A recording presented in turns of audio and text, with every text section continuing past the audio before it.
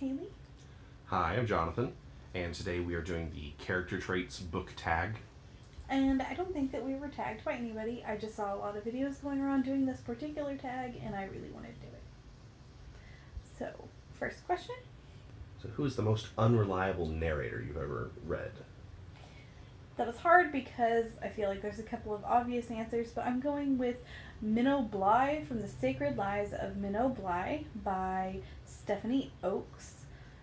She's really unreliable, partially because she's trying to hide things from herself, and partially because she has a really warped view of the world because she's lived in a cult most of her life. So she's just by nature unreliable.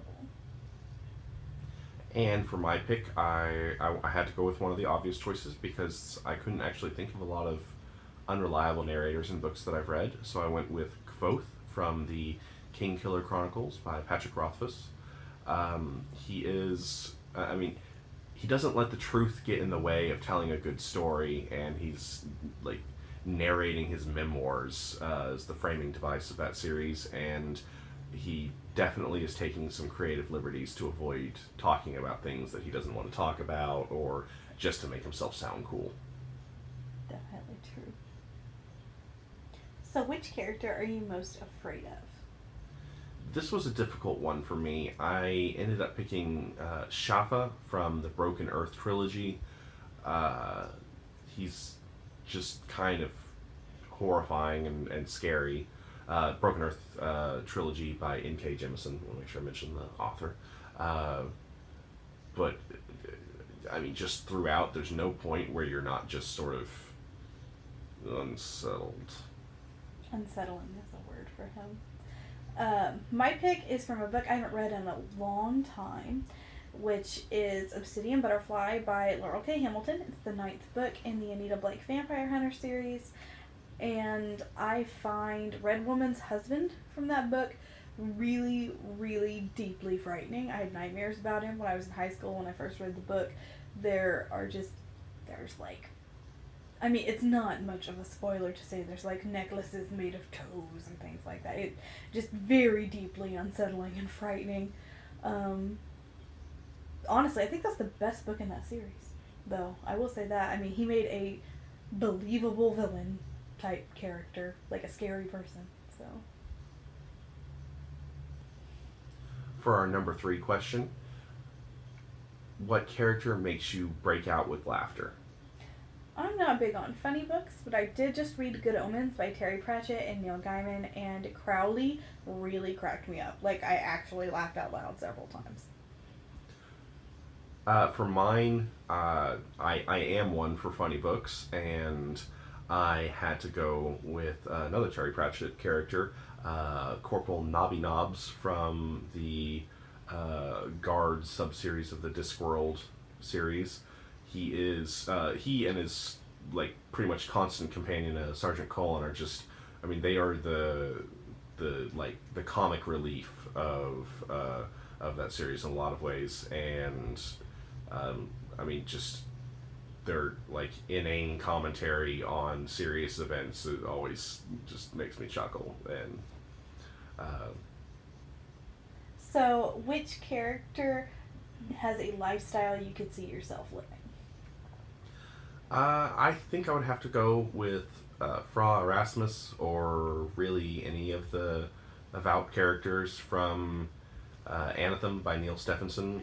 They are basically an order of like monastic scholars who just spend their entire lives reading and doing research and experiments, and just like enjoying a life of like the pursuit of knowledge in a monastic environment, closed off from the worries of the outside world and so on. And I'm just like, you could lock me in like a non-religious monastery full of books, and I would be okay with that. Imagine that 2 bookworms picked 2 librarian type characters, because I picked Master Lauren from the Kingkiller Chronicles by Patrick Rothfuss. He's basically just a really cranky book lover who the only way that you can win him onto your side is to treat the books well. And I could see that. I could see it. Really, any of the like Scrib characters from the King Killer. I mean, just you spend all day working in a gigantic library. That sounds pretty appealing. Yeah. I could. But being able to throw out people who you don't like how they treat the books—that's the dream. Yeah. Okay. That's the Yeah. dream. That's good. For our number 5 question, which character cooks the best food in a novel? It's got to be Bilbo Baggins. I really enjoyed the beginning of The Hobbit and the beginning of the Fellowship of the Ring when I was a kid, because they do a lot of descriptions of the like meals he puts together for visitors, and they always sound just like mouth-wateringly good. Lots of pie. I always really enjoyed those bits in those books too.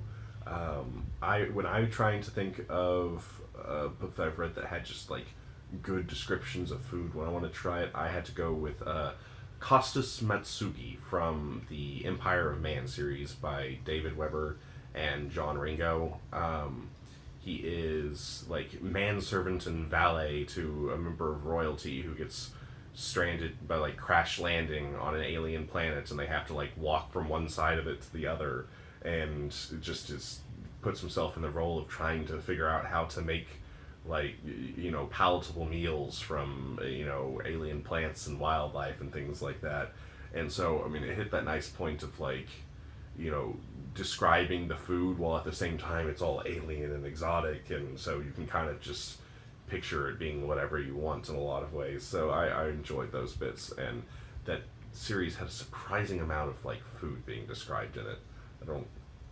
That's something that I feel like a lot of books All neglect. this said, we actually own a Game of Thrones cookbook, so I mean, shout out to Game of Thrones. Yeah. I mean, the food is like famously well described in those books. That's true too. Most of the time, it's stuff that I wouldn't really want to eat. But I mean. But it was and there were times when it's like when they were describing a meal they were enjoying, I'm like, yeah, I would eat that roast chicken or whatever. That sounds good. So which character would you want to slap? I went with Cy Varden from the Imperial Rat series by Anne Leckie. Infinitely slappable, yeah. She really just at various points just want to be like, just stop and be less stuck in your own head and head up your own ass and just yeah. For me, it was Shay from the Ugly series by Scott Westerfeld. She is basically a good person. Like, she has good intentions and is really like not a bad person at all. It's just she's so like desperate to be the center of attention that it like, I think it speaks to most people. Like, when you see somebody like trying really hard to be the center of attention, it kind of like itches your brain. Like, it gives you, what is that called, secondhand embarrassment, the same way like sitcoms give you secondhand embarrassment. You know what I'm talking about, where like somebody does something that's cringeworthy and you can't stop cringing. Yes, very, very much so. For our number 7 question, which character do you most want to parent or take under your wing? Travis from The Serpent King by Jeff Zentner.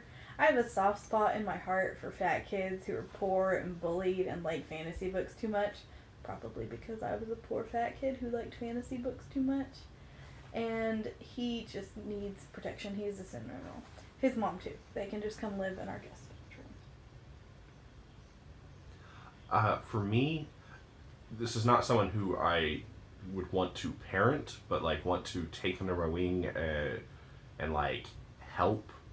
I might be stretching the question just a little bit, but the character that I thought of was Trappist from the Kingkiller Chronicles, because I just like, he's a cinnamon roll, and you just want to help him because all he wants to do is help other people. That's true. And it's just like, he's just such a parent. I had a hard time. I know, but I mean, and that's why I'm saying, like, I kind of stretched the definition of the question a little bit, but that was the character, that was the book that I just, every time I like read that bit, you just want to like, I mean, like every any section he's in, just in my head, I'm picturing, like imagining showing up, walking down those stairs with like, so here's a bunch of clean clothes and, you know, like $500 and, you know, some canned goods I don't need, and, you know, you just want to like show up, and because it's just like literally even the slightest bit of generosity would be world changing to, honestly, not even so much to him, but to the people that he helps. Which would be world changing for him. Yeah. So which character has the darkest heart? I struggled with this one because most like villainous characters, evil characters, I can, while I recognize and hate the evil things that they do, I can sort of like, you don't feel like they've got some reason, they've got some, you know, internal logic that makes them good in their own heads. I ended up having to go with Voldemort from Harry Potter by J.K. Rowling, just because, I mean, he seems to exist to want to like commit genocide. And, I mean, I'm not saying that there was no formative factors in his childhood or anything like but that. He's pretty, like, deeply evil. Yeah, but it was like, but you don't feel like there's any desire for good in him by the end or anything like that. It's probably the most, like, unredeemable character I could think of after spending a fair amount of time working on trying to come up with a good answer. I thought of a character from a book called In the Woods by Tana French. I think it's the first book in the Dublin Murder Squad series. There's a character called Rosalind in that book who is, I don't want to spoil things, I will just say she is vicious and surprisingly terrible. Like, a terrible person. I'll leave it at that. And for our next question, what is the smartest character you've come across? Hermione Granger. That question's pretty easy to me. Like, she's very, very bright, and honestly, I don't know. I just don't have a lot to say about that question. For me, I went with Havelock Vetinari, the patrician of Ankh-Morpork in the Discworld series. He is not necessarily the smartest character in terms of, like, academic genius, but just, like, he always has a plan, and everything that is happening is always part of, you know, like, I mean, every situation he always finds a way to turn it to his advantage or whatnot, and I mean, he is a mastermind character of, like, second to none in my reading experience, and I really enjoy every time I get to see, you know, him on the page, I guess would be. We're gonna have to start, like, a days since we mentioned Lord of the Rings or Discworld, and just, like, have a counter somewhere, like, here. In my defense, I think there are, like, 40-something books in the main Discworld series. It's my favorite author. I've got a lot of books to pull from. I'm not saying it's a bad question. I just noticed that we mentioned either Lord of the Rings or Terry Pratchett or both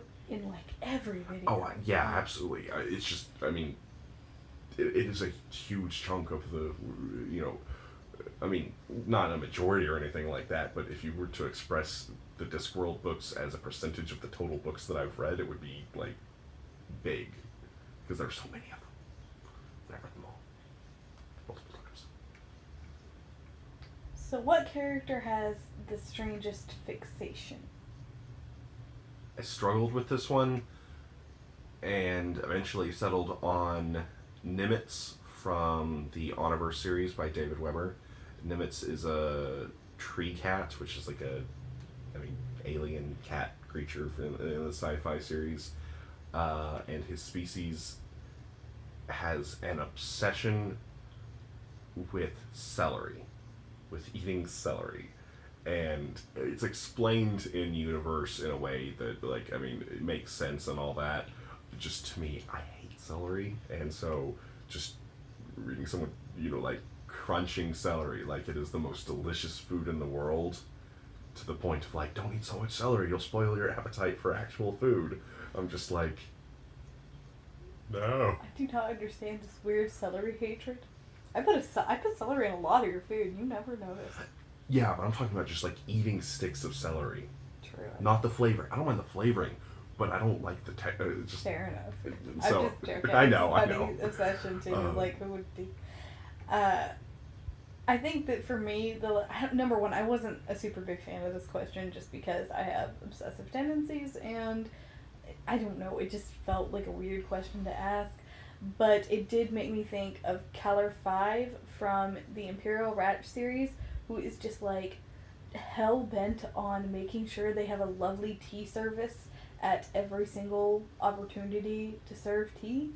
And like, her dedication to making sure that they like look both impressive and hospitable is just hilarious to me. I enjoyed every scene where they did it, and I looked forward to it. So I was mad when I found out that was Haley's answer, because I was like, damn, that's such a good one, and it did not occur to me at all. I get the good answer. And for our next question, which character just keeps on cussedly pushing down barriers on the way to their goal? I had to say Dinah McQuarrie from Seven Eves. The world is literally ending, and she just deals with every terrible turn of events as well as humanly possible, to be honest. Like, that kind of grace under pressure is legend worthy. For me, we're going to have to reset the counter again. Sam Vimes from the Discworld series. He is one of my favorite characters, in part because he is just, if you were going to describe one, like, I mean, in his top 3 character traits at least, would have to be like determination. He's just someone who just never lets any obstacle, no matter how insurmountable, stop him from pursuing his goals.